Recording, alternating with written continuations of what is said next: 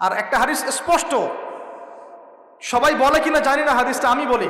সেটা হলো নবী সাল্লাল্লাহু আলাইহি ওয়াসাল্লাম বলেছেন, যখন কোনো কওমের মানুষরা এরকম আমানতের খেয়ানত করা শুরু করে, প্রতারণা করা শুরু করে, মাপে কম দেওয়া শুরু করে, মিথ্যা কসম করে পণ্য বিক্রি করা শুরু করে, আল্লাহ পাক ওই কওমের উপরে আল্লাহর গজব, দুর্ভিক্ষ নাজিল করে। তো দুর্ভিক্ষ আমার উপর আসবে না তো কার উপর আসবে?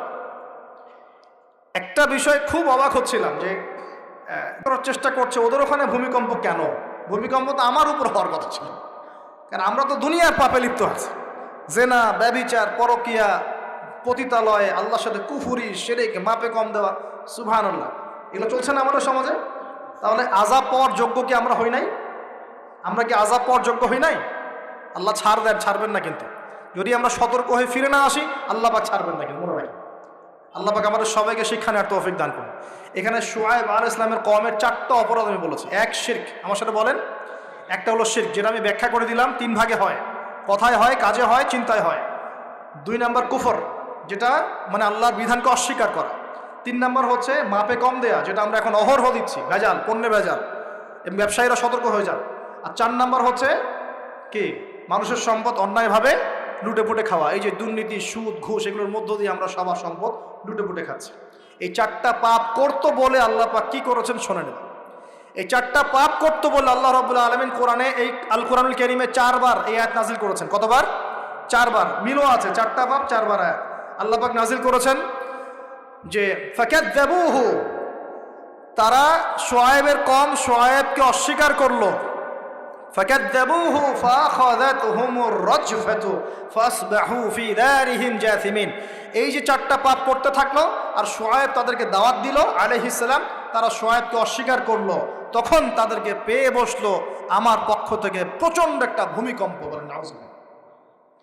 পৃথিবীর ইতিহাসে সর্বপ্রথম এই কওমে শুআয়ব, এই যে কওমে মাদিয়ান, শুআয়ব আলাইহিস সালামের কওম, এই কওমকে ভূমিকম্প দিয়ে ধ্বংস করা হয়েছে।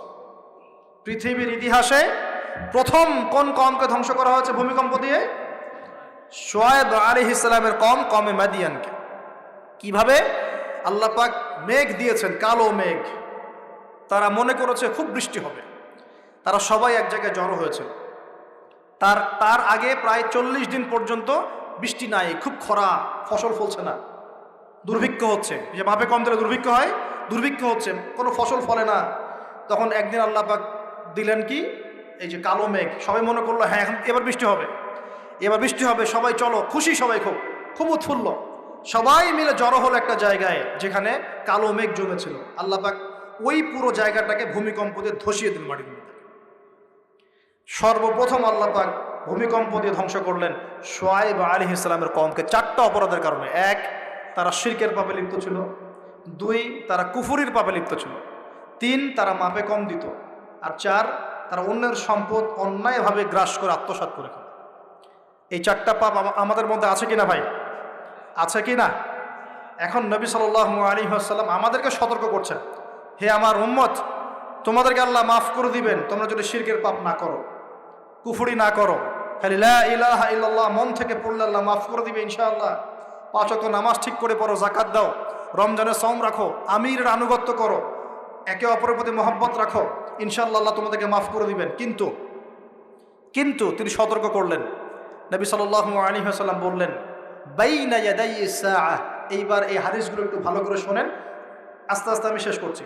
নবী সাল্লাল্লাহু আলাইহি ওয়াসাল্লাম বললেন, বাইনা ইয়াদাইস সাআহ, কিয়ামতের আগে আগে, কিয়ামতের আগে আগে আসবে মুতানুন শাদীদ, বড় বড় দুটো মহামারী। বড় বড় মহামারী তো বুঝি আমরা, অসংখ্য মানুষ মারা যাবে, এরকম মহামারী আসবে। তারপর বাদাহু, এই মহামারীর পরে আসবে সানাওয়াতু জালাজিল, জালজালা বা ভূমিকম্পের বছরগুলো। জালজালা বা ভূমিকম্পের বছরগুলো, বছর নয়, বছরগুলো, মানে বছর ধরে সিরিজ ভূমিকম্প হবে বিশ্বের মধ্যে। বলেন নাউজুবিল্লাহ। এই পর্যন্ত কি পৃথিবীতে কখনো সিরিজ ভূমিকম্প হয়েছে বছরের পর বছর ধরে? এখনো হয়েছে কি? হয় না। আর হাদিসগুলো মেলাবেন।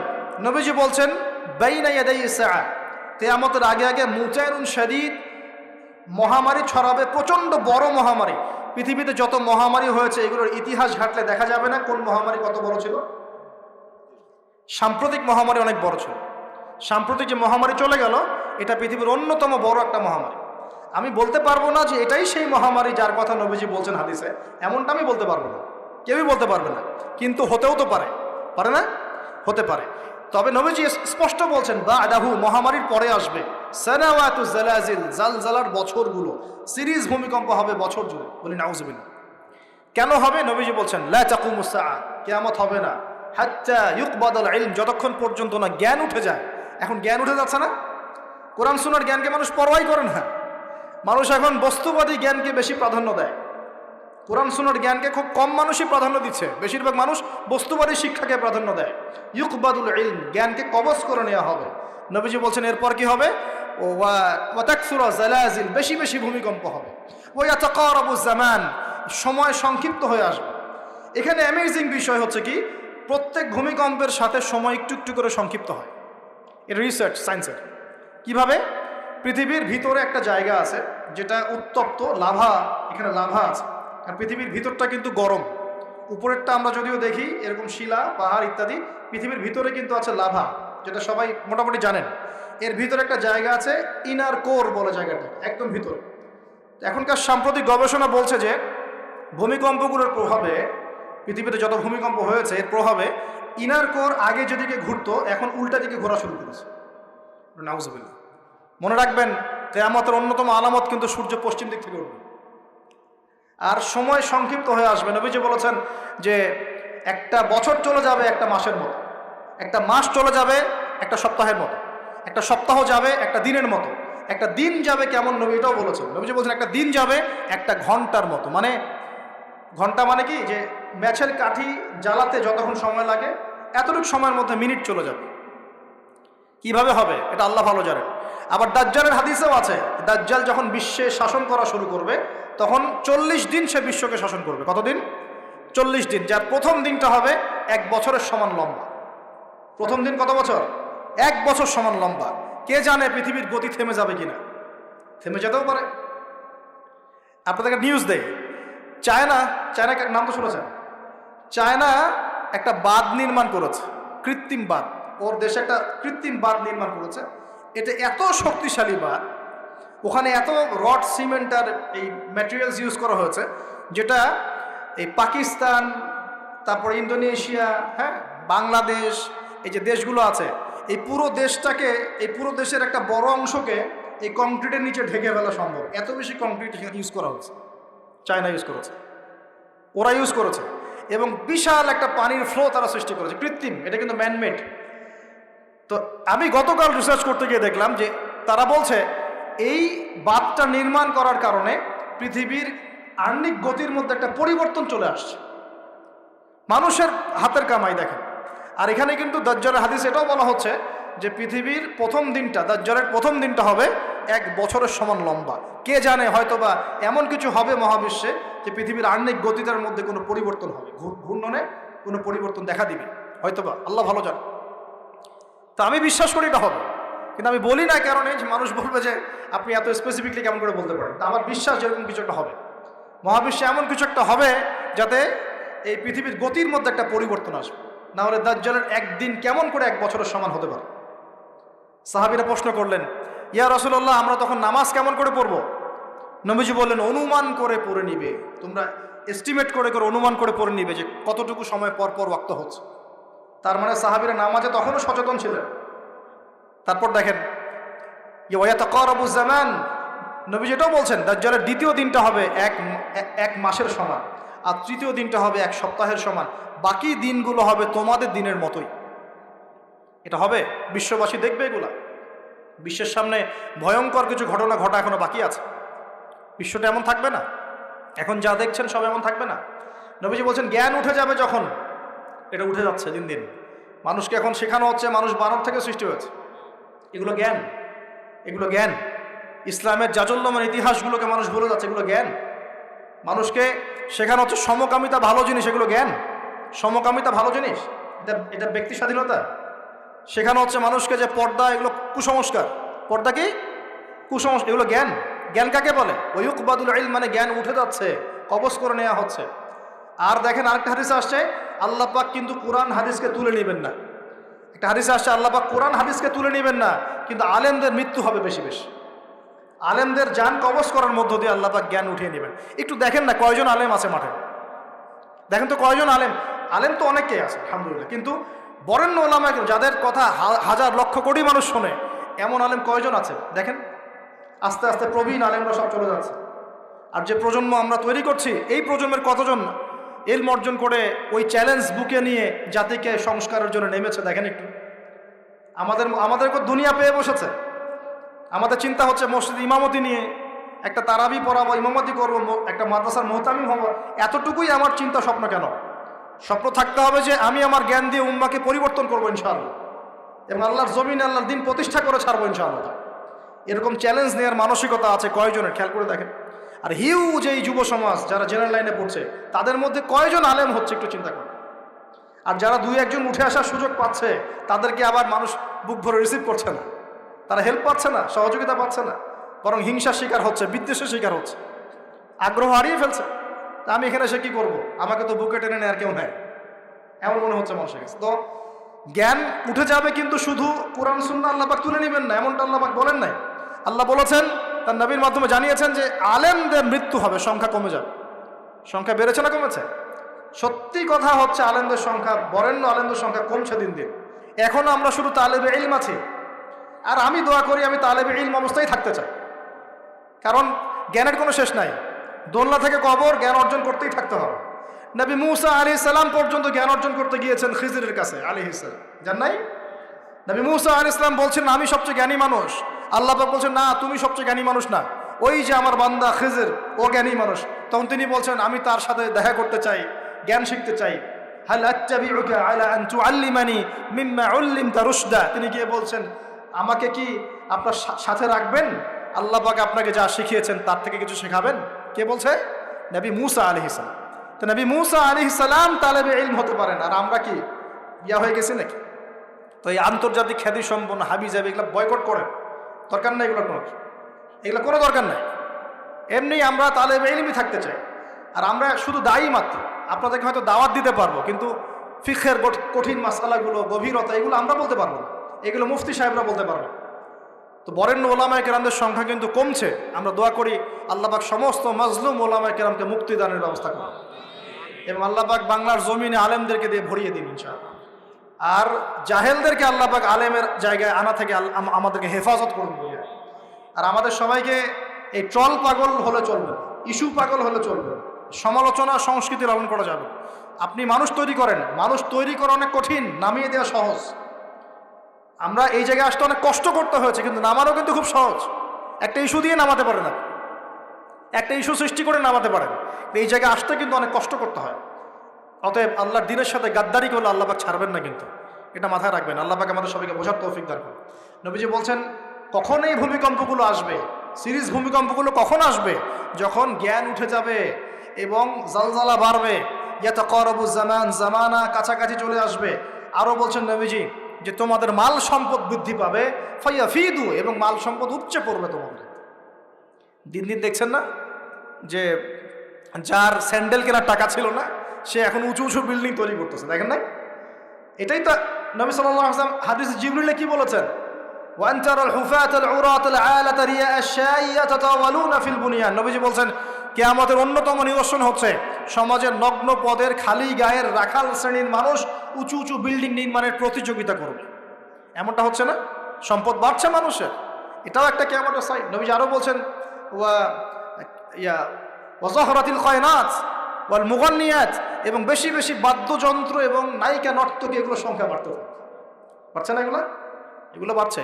এই সময়ে নবী সাল্লাল্লাহু আলাইহি ওয়াসাল্লাম বলছেন যে এই জালজালাগুলো আসতে থাকবে। এটা একটা হাদিস। একটাতে আসছে যে নবী সাল্লাল্লাহু আলাইহি ওয়াসাল্লাম বলছেন লা ইয়াশরাবান্না নাস মিন হাযিহিল উম্মাহ আল খামর। আমার উম্মতের মধ্যে কিছু মানুষ মাদকদ্রব্য পান করবে, সবাই না, কিছু মানুষ মাদকদ্রব্য পান করবে। ওয়া ইউসাম্মুনাহা বিগাইরি ইসমিহা, এবং সেই মাদকের নাম তারা পরিবর্তন করে খাবে। খাচ্ছে না মানুষ এখন? মদকে মদ বলছে না। এই যে তোমরা টাইগার খাও কেন, স্পিড খাও কেন, এগুলোর মধ্যে অ্যালকোহল নাই? দিব্যি বাচ্চাদেরকে এগুলো খাওয়াচ্ছে অনেকে, দেখা যায়। আপনারা কি পাগল হয়ে গেছেন নাকি? এগুলোর মধ্যে এমন ক্ষতিকর উপাদান আছে যেগুলো দিয়ে মানুষের কিডনি ড্যামেজ হয়ে যায়। দিব্যি রোজার মাসে রমজান রোজা খুলেই একেবারে সিগারেট হাতে নিয়ে একদম এগুলা খাওয়া শুরু করে। এগুলোর মধ্যে মাদকদ্রব্য আছে। যে পানীয়র মধ্যে যার্রা পরিমাণ মাদকদ্রব্য থাকবে সেটাও মাদক, মনে রাখবেন। স্মোক করো, স্মোকটাকে অনেকে মাদক মনে করে না, তাই না? স্মোকিংটাকে অনেকে মাদক মনে করে না, মনে করে মাকরু মনে হয়। মাকরু মানে কি? মাকরু মানে কি ভালো? মাকরু মানে কি? মাকরু মানে কি? কোরআনে সূরা বানু ইসরাঈল খুলে দেখেন, বড় বড় কিছু পাপের কথা মেনশন করে আল্লাহ পাক বলছেন এই পাপগুলো ছেড়ে দাও, এই পাপগুলো আল্লাহর কাছে মাকরু, এই পাপগুলো আল্লাহর কাছে অপছন্দের পাপ। এটা কি মাকরু মানে কি জায়েজ করে নেওয়া? সিগারেট খাওয়া বন্ধ করেন, ওয়াদা করেন আমার সাথে যে আজকে থেকে কোনোদিন সিগারেটে হাত দিবেন ইনশাআল্লাহ। কোনো প্রকার এইসব টাইগার মাইগার স্পিড খাবেন, এসব ভালো জিনিস না। ভালো কিছু খান না, ভালো কিছু খান। আর অনেকে দেখা যায় যে জর্দা খাওয়া শুরু করেছে। কেন? এটাও কি সুন্নত নাকি? কি দরকার আছে ভাই? এতটুকু খাইলে হয়তো নেশা হয় না বুঝলাম, এতগুলো জর্দা একবারে খান দেখি, খাওয়া যাবে? খামারের মূলনীতি কি? যার বেশি খেলে নেশা হয় তার অল্প খাওয়া হারাম। মনে করেন এখানে যতটুকু পানি আছে এতটুকু খেলে, এতটুকু মাদক খেলে কারো নেশা হচ্ছে না, কিন্তু এতটুকু খেলে নেশা হচ্ছে। তার মানে কি এতটুকু খাওয়া জায়েজ, এতটুকু খাওয়া হারাম, নাকি পুরোটাই হারাম? এটা বোঝার জন্য কি মুফতি হওয়ার দরকার আছে? আপনি বুঝতে পারছেন। অতএব এই যাবতীয় মাদক দ্রব্য থেকে দূরে থাকতে হবে, না হলে ভূমিকম্প আসবে। কিন্তু ভূমিকম্প আসবে। আর মাদক দ্রব্য নিয়ন্ত্রণ অধিদপ্তর দিয়ে শুধু মাদক নিয়ন্ত্রণ করা যাবে না। মানুষের ঈমান আকীদার পরিবর্তন দরকার। মানুষের মধ্যে আল্লাহর ভীতি জাগ্রত করতে হবে, তাহলে মানুষ অটোমেটিক মাদক ছেড়ে দিবে ইনশাআল্লাহ।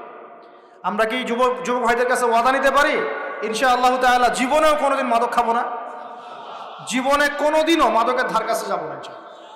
আল্লাহ পাক সাক্ষী থাকুন, আল্লাহ কবুল করুন, আমিন।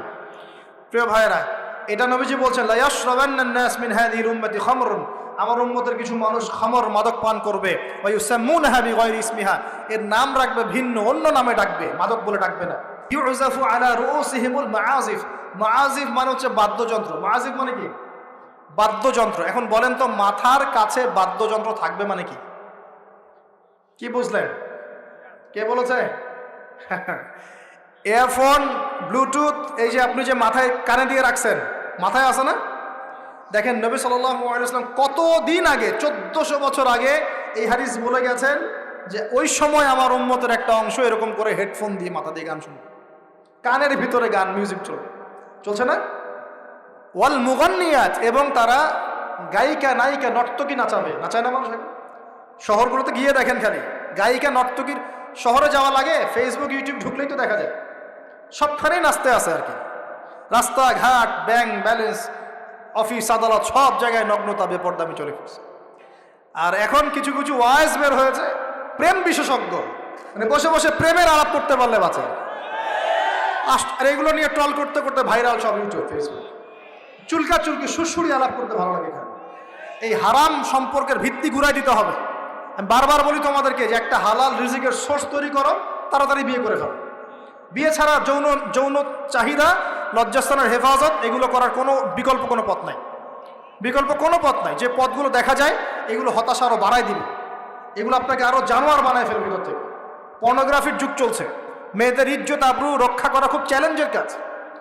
মেয়েদের ইজ্জত আবরু রক্ষা করা এত চ্যালেঞ্জ যে পর্নোগ্রাফির যুগে যে কোনো মেয়ে ধর্ষিত হতে পারে। একটা কথা এখন না বললেই পারতেছি না, আমি কিছু রিপোর্ট দেখেছি, কিছু কিছু মাদ্রাসায়, কিছু কিছু হিফজখানাতে পর্যন্ত আস্তাগফিরুল্লাহ, যে ছাত্র যারা আছে, এই ছাত্রদের সাথে এরকম বালাৎকার, সমকামিতার কাজ করা হচ্ছে। আমরা বাচ্চাদেরকে পাঠাবো কোথায় তাহলে?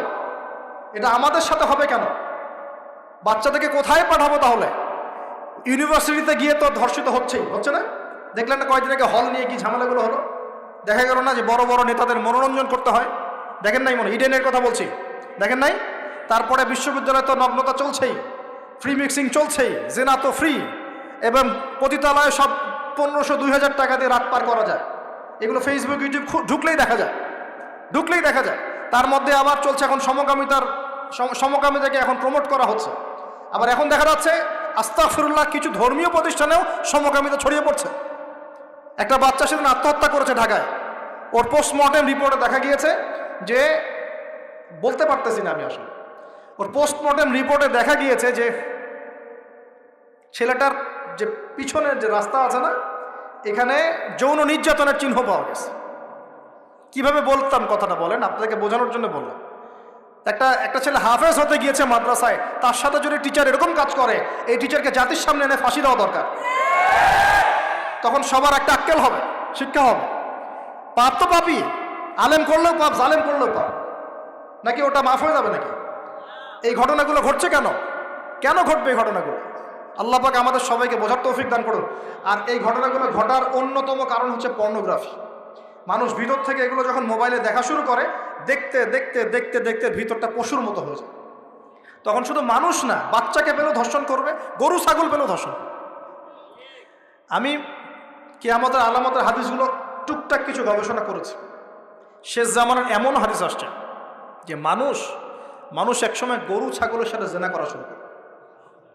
এই সময়টা কিন্তু আসতেছে সামনে থেকে। এক সময় ছিল মানুষ কি করতো জানেন? পরকিয়া করতো, বউ আছে বাসায়, অন্যের সাথে সম্পর্ক করতো। তারপর দেখা গেল যে প্রেম করে, চুপি চুপি প্রেম করে। আগে ওই সময় চুপচুপ করে চিঠি দিত, যে কেউ জেনে না যায়। আস্তে আস্তে সবাই একটু উন্মুক্ত হয়ে গেল। এখন প্রেম করাটা ফ্যাশন হয়ে গেল। আমার 10টা গার্লফ্রেন্ড, আমার 5টা, আমার 2টা, তুই কজনের সাথে করছিস, আমি 5 জনের সাথে, তুই কজনের সাথে, আমি 2 জনের সাথে, ফ্যাশন হয়ে গেছে, এখন ওপেন। তারপরে আস্তে আস্তে কি হলো দেখেন, ধর্ষণ বাড়তে থাকে। এই যুগটা এখন চলে যাচ্ছে, ধর্ষণ তো অ্যাভেলেবেল, এখন হচ্ছেই। তারপরে এখন একটা যুগ আসলো, ছোট ছোট বাচ্চা মেয়েদেরকে এখন ধর্ষণ করা হচ্ছে, ছোট ছোট বাচ্চা মেয়েকে। এই যুগও এক সময় চলে যাবে। তারপরে আসবে এমন যুগ, দেখবেন খালি ছেলের সাথে মেয়ের সাথে। এটাও কিন্তু চলে আসছে, ছেলের সাথে জেনা করতেছে না, মেয়ের সাথেও জেনা করতেছে এখন। এরপর কি হবে? নবীজি হাদিসে বলেছেন, এরপর মানুষ ওই গরু ছাগল গবাদি পশুর সাথে জেনা করা শুরু। এই খবরও পাবেন, দেখে নিয়েন। আমি বললাম এই খবরও পাবেন যে মানুষ গবাদি পশুর সাথে জেনা করেছে। তোমরা একটু ঘাটাঘাটি করে দেখো আমার কথাটা মেলে কিনা, ইন্টারনেট ঘাটাঘাটি করে দেখো যে এই কথাটা মেলে কিনা। মানুষ গবাদি পশু প্রাণীর সাথেও জেনা করবে। নবীজি এগুলো কথা বলে গেছেন। ওদেরকে নিয়ে অনেক কিছু বলার আছে আমার, ইনশাল্লাহ। আমি কালকে লেকচার দিব মেয়েদেরকে নিয়ে, ইনশাল্লাহ। একটা মহিলা সমাবেশ আছে ওখানে। তো যেটা বলছিলাম প্রিয় ভাইয়ের, এই পাপগুলোর কারণে কিন্তু আল্লাহর শাস্তি নেমে আসে। খমর 1 নাম্বার ছিল শিরক, তারপর কুফর, মাপে কম দেয়া, অন্যের সম্পদ আত্মসাৎ করা, মাদকদ্রব্য সেবন করা, এই যে গান বাজনা, বাদ্যযন্ত্র, নর্তকী, নাচানো, এগুলোর কারণে কোন শাস্তি আসে ভাই বলেন? আল্লাহর পক্ষ থেকে জালজালা মানে ভূমিকম্প। জালজালা মানে কি? ভূমিকম্প। আর আসবে সিরিজ, মানে বছর জুড়ে চলবে এগুলো। আরেকটা হাদিস বলে শেষ করছি। ও আচ্ছা, এর পরিণতিটা বলে নেই। নবীজি বলছেন, ওয়াজআলুল্লাহু মিনহুমুল কিরাদাতা ওয়াল খানাজির, যারা এই কাজগুলো করবে, মানে মাদক খাবে, নাম চেঞ্জ করবে, যারা বাদ্যযন্ত্র নিয়ে রাত কাটাবে, যারা নর্তকী নাচাবে, আল্লাহ রাব্বুল আলামিন এদেরকে একদিন সকালবেলা বানর আর শুয়োর বানিয়ে দিবেন। আর ওয়ায়াকসিফুল্লাহু বিহিমুল আরদ, আল্লাহ পাক জমিন সহ ওদেরকে ধসিয়ে দিবেন। এই যে ভূমিধস, যখন দেখা যাবে যে গনিমতের মাল বা রাষ্ট্রীয় সম্পদ যেগুলো আছে, বুঝতে পারছেন, গনিমতের মাল, রাষ্ট্রীয় সম্পদ, এগুলোকে মানুষ ব্যক্তিগত সম্পদ মনে করে খাওয়া শুরু করে। হয়েছে কি হয় নাই? কথা বলেন। এই সিচুয়েশন আসছে কি আসে নাই? একটা হাতি আসতে থাকে উপর থেকে, হাতি আস্তে আস্তে আস্তে আস্তে মাছি হয়ে যায়, হয় না? এটা হয় কি না? এটা শাস্তি সম্পর্কে আল্লাহ পাক অন্য জায়গায় বলেছেন, এবং নবী হাদিসও বলেছেন যে যা আত্মসাৎ করবে, যা আত্মসাৎ করবে সেটা কিয়ামতের দিন তার ঘাড়ে চাপিয়ে দেওয়া হবে। কিয়ামতের মাঠে উঠে দেখবেন বহু মানুষ কাঁধের মধ্যে রিলিফের টিন নিয়ে বসে আছে, বহু মানুষ কাঁধের মধ্যে রিলিফের গম নিয়ে বসে আছে, বহু মানুষ কাঁধের মধ্যে দেখবেন যে বন্যার্তদের ত্রাণের যে কম্বল, এই যে ত্রাণের বিষয়গুলো কাঁধে নিয়ে বসে আছে, রাস্তার কন্ট্রাক্টরির টাকা পয়সা কাঁধে নিয়ে বসে আছে, বহু মানুষ এই কাজ করবে। তখন এরকম গনিমতের মালকে ব্যক্তিগত সম্পদ রূপে ব্যবহার করা হবে। ওয়াল আমানাতু, এবং আমানতকে, ওয়াল আমানাতু মাগরামান, আমানতটাকে মাগনামান মানে গনিমত মনে করা হবে, আমানতটাকে গনিমত মনে করা হবে। ওয়াল আমানাতু মাগনামান, আমানতকে গনিমত মানে আমানত রাখা হয়েছে, ও খেয়ানত করে ফেলবে, রুটি পুটে খেয়ে ফেলবে। এটা হচ্ছে কি না? সবচেয়ে সেরা আমানত আমাদেরকে আল্লাহ দিয়েছেন ইসলাম, আমরা সেই ইসলামের সাথে খেয়ানত করছি কিনা বুঝতে পারছেন না? একজন আলেমকে আল্লাহ পাক আমানত দিয়েছেন দ্বীনের জ্ঞান, সে জ্ঞানের সাথে খেয়ানত করছে কিনা? একজন ক্ষমতাসীনকে আল্লাহ পাক দিয়েছেন ক্ষমতা, সে ক্ষমতা দিয়ে খেয়ানত করছে কিনা? একজন পরিবারের কর্তাকে আল্লাহ পাক পরিবার দিয়েছেন, সে পরিবারের মধ্যে খেয়ানত করছে কিনা? সবাই সবার জায়গাতেই খেয়ানত করছে। আল্লাহ পাক আমাদেরকে বোঝার তৌফিক দান করুন। 3 নাম্বার নবীজি বলছেন, ওয়াজ-যাকাতু মাগরামান, যখন যাকাতটাকে মানুষ বোঝা মনে করা শুরু করে। যাকাত দিতে চায় না মানুষ, যাকাত নাম শুনলেই দৌড় দেয় পিছন থেকে, যাকাত দিতে চায় না, নামাজ পড়ে যাকাত দিতে চায় না। আল্লাহ পাক আমাদের সবাইকে যাকাত দেওয়ার তৌফিক দান করুন। ওয়া তুউল্লিমা লিগাইরিদ দ্বীন, এটা চমৎকার। নবীজি বলছেন যে যখন ধর্ম বিবর্জিত শিক্ষা চালু হবে, বুঝতে পারেন নাই? ধর্ম আলাদা, শিক্ষা আলাদা চালু হয়েছে কি হয় নাই? সারা বিশ্বে হয়েছে কি হয় নাই? ধর্ম আলাদা, শিক্ষা আলাদা। ধর্ম বিবর্জিত শিক্ষা যখন চালু হবে, এবং এবার শোনেন, নবীজি বলছেন ওয়া আতাআর রাজুলু ইমরাতাহ, একজন পরিবারের কর্তা তার স্ত্রীর আনুগত্য করবে। ফ্যামিলিস্ট রেভলিউশন মানে স্ত্রীর আনুগত্য করবে পুরুষ, স্ত্রীর আঁচল ধরে বসে থাকবে পুরুষ। শুধু তাই না, ওয়াক্কা উম্মাহ, এবং তার মায়ের সাথে খারাপ ব্যবহার করা শুরু করবে। মাকে প্রাধান্য না দিয়ে বউকে প্রাধান্য দিবে এবং তার আঁচল ধরে বসে থাকবে। এই সময় আসে নাই? আচ্ছা, হিসাব করতে থাকে, মিলাতে থাকে। নবীজি বলছেন ওয়াদনা সাদিকা, বন্ধু বান্ধবদেরকে কাছে টেনে নিবে, বন্ধু বান্ধবদেরকে কাছে টেনে নিবে। ওয়াকসা আবাহ, এবং তার বাবাকে দূরে ঠেলে দেবে। হয়েছে কি হয় নাই? যুবকরা বলো, এটা হয় নাই? বাবাকে দেখলে কয়েকদিন সালাম দেয়। বাবার সাথে কতজনের ভালো সম্পর্ক আছে? বন্ধুর সাথে যা বাবার সাথে তা নয়। অথচ বাবা এবং ছেলের সম্পর্ক হওয়া উচিত বন্ধুত্বপূর্ণ। তোমার সবচেয়ে সেরা বন্ধু হবে তোমার বাবা, তোমার সবচেয়ে সেরা বান্ধবী হবে তোমার মা এবং তোমার বোন। মায়ের সাথে ছেলের সম্পর্ক দূরত্ব, বাবার সাথে ছেলের সম্পর্ক দূরত্ব, এগুলো হচ্ছে না? এটা নবীজি বলেছেন। আর বলছেন, এবার শোনেন, ওয়াযাহরাতিল আসওয়াতু ফিল মাসাজিদ, মসজিদগুলোর মধ্যে হট্টগোল শোরগোল বেড়ে যাবে। বাড়ে নাই? মসজিদ এখন হই হুল্লা হয় না? আমরা অনেক দিন দেখেছি মসজিদের মধ্যে হকি স্টিক নিয়ে মারামারি হয়েছে। আমি নিজে দেখেছি, দুই দল কমিটির আধিপত্য বিস্তারকে নিয়ে একদম হকি স্টিক নিয়ে আসছে মসজিদে মারার জন্য। এরকমও হয়েছে। আরও অনেক জঘন্য ঘটনা ঘটে, আল্লাহ মাফ করুক। তারপর নবীজি বলছেন ওয়াসাদা কাবিলুহু ফাসিকুহুম, একটা কবিলা বা একটা গোত্রের নেতৃত্ব দিবে একজন ফাসিক ব্যক্তি। এমন হচ্ছে কি হচ্ছে না?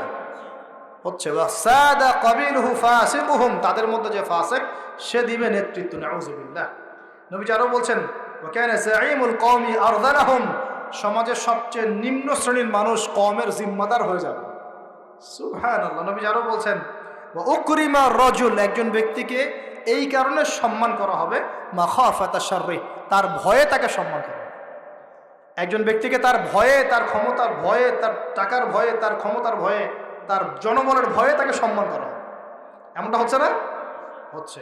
নবীজি আরও বলছেন ওয়াযাহরাতিল কায়নাত ওয়াল মুগান্নিয়াত, ওয়াযাহরাতিল কায়নাত ওয়াল মাআজিফ, ওয়াযাহরাতিল কায়নাত ওয়াল মাআজিফ, গায়িকা এবং বাদ্যযন্ত্রের প্রচলন বাড়তে থাকে। গায়িকা বাদ্যযন্ত্র ব্যাপক হারে বাড়তে থাকে। এবং ওয়াশুরিবাতিল খুমুর, এবং বেশি বেশি মাদকদ্রব্য সেবন করা হবে। ওয়ালাআনা আখিরি হাযিহিল উম্মাহ উলাহা, উম্মতের শেষ দিকের মানুষেরা প্রথম দিকের মানুষকে গালি দেওয়া শুরু করে। এই পাপগুলো যখন সমাজে দেখা যাবে, এই পাপগুলো যখন সমাজে দেখা যাবে, তখন তোমরা ফালইয়ারতাকিবু, এবার ধেয়ে আসবে ইনদা যালিকা, তোমাদের দিকে ধেয়ে আসবে চারটা আযাব। কয়টা আযাব? চারটা। এক নম্বর, নবীজি বলছেন রিহান হামরাআন, উত্তপ্ত গরম বাতাস তোমাদের দিকে ধেয়ে আসবে। এখনো কি এসেছে? আসবে। আমি রিসার্চ করেছি, এই নাসা এই গবেষণা শুরু করেছে, সূর্য থেকে এরকম ক্ষতিকর কিছু উত্তপ্ত বিকিরণ আসতেছে পৃথিবীর দিকে, এবং সামনে আসবে পৃথিবীর দিকে। দেখে নিন, নাসাও বলছে এটা আসবে, কারণ ওইখানে হিলিয়াম গ্যাসের বিস্ফোরণ হচ্ছে সূর্যের মধ্যে। ওখান থেকে এমন উত্তপ্ত কিছু আসবে যেটা পৃথিবীকে ধেয়ে নিয়ে আসবে। আল্লাহ মাফ করুক। ওয়ারিহান হামরা, নবীজি বলেছেন গরম উত্তপ্ত বাতাস তোমাদেরকে চাপিয়ে দেওয়া হবে। ওয়া জালজালাতান, এবং এই যে ভূমিকম্প আল্লাহ চাপিয়ে দিবেন এই পাপগুলোর কারণে। আর কি হবে? ওয়া খাসফান, এবং ভূমি ধসে যাবে নিচে। ভূমি কি হবে? ধসে যাবে। আর বলছেন ওয়া মাসখান, এবং মানুষের চেহারা, সুরত, আকৃতি পরিবর্তন হয়ে যাবে। এটাকে বললাম যে বানর সুর হয়ে যাবে। আরও কিন্তু আকৃতি পরিবর্তনের আরও ব্যাখ্যা আছে। ছেলে এখন মেয়ে হয়ে যাচ্ছে, মেয়ে ছেলে হয়ে যাচ্ছে। দেখছেন না খবরগুলো বাড়ছে না? এটাও মাসখান, মানে আকৃতি পরিবর্তন হয়ে যাচ্ছে। আরেকটা হচ্ছে ওয়াকাযফান, এবং আসমান থেকে আল্লাহ পাথরের বৃষ্টি বর্ষণ করবেন। এই পাঁচটা শাস্তি তোমাদের কাছে ধেয়ে আসবে। কিভাবে? একটা তসবিহ দানা ছিঁড়ে দিলে যেভাবে টপ টপ করে সব পড়ে যায়, পুঁথিগুলো, এত দ্রুত এই ফিতনাগুলো আসতে থাকবে। তাহলে ভাই কোন কোন পাপ শিখলাম? আজকের এই ছোট্ট আলোচনা আমরা শিখলাম যে শুআয়ব আলাইহিস সালামের কওমকে সর্বপ্রথম ধ্বংস করা হয়েছে ভূমিকম্প দিয়ে। যে ভূমিকম্প আমরা এখন আমাদের সামনে দেখছি, এবং আশঙ্কা করা হচ্ছে বাংলাদেশের দিকেও বড় কোনো ভূমিকম্প, এটা আশঙ্কা করা হচ্ছে। এবং ভূমিকম্প প্রবণ এলাকাগুলোর মধ্যে সিলেটও আছে। সিলেট, চট্টগ্রাম, এই বার্মার এই রুট আছে, এদিকে রংপুর, ঢাকা তো এগুলো তো আছেই। এবং সবচেয়ে বেশি ক্ষতির মধ্যে পড়তে পারে ঢাকা শহর। আল্লাহ না করুক, আল্লাহ না করুক তো দোয়া করছি, কিন্তু পাপ তো ঠিকই করছে। আল্লাহ না করুক যদি এরকম 5 থেকে 6 মাত্রারও কোনো ভূমিকম্প হয়েছে যার উৎপত্তি স্থল বাংলাদেশের কাছাকাছি, তাহলে দেখবেন আল্লাহ না করুক লক্ষ লক্ষ মানুষ মারা যাবে না। আল্লাহ আমাদেরকে হেফাজত করুক, আল্লাহ আমাদেরকে বাঁচাক। প্রিয় ভাইয়েরা, তবে আমরা শিখলাম শুআয়ব আলাইহিস সালামের কওম কোন কোন পাপ করেছিল যার কারণে এই আযাব আসছে। 1 নাম্বার শিরকের পাপ করছে। কি পাপ বলেন? আমরা আল্লাহর কাছে তওবা করছি, আল্লাহ আমরা যত রকম শিরকের পাপে ছিলাম আল্লাহ তোমার কাছে তওবা করলাম, এবং আজীবন শিরক মুক্ত আমল নিয়ে চলবো ইনশাআল্লাহ। 2 নাম্বার তারা কুফরি করতো, আমরা করতো কুফরি থেকে আল্লাহর কাছে তওবা করছি, আল্লাহ আমাদেরকে কুফরি মুক্ত আমল করার তৌফিক দান করুন। 3 নাম্বার তারা মাপে কম দিত। আমরা যারা ব্যবসা করব বা অর্থনৈতিক জীবন চালাবো কোনোদিনও মাপে কম দেবো না ইনশাআল্লাহ।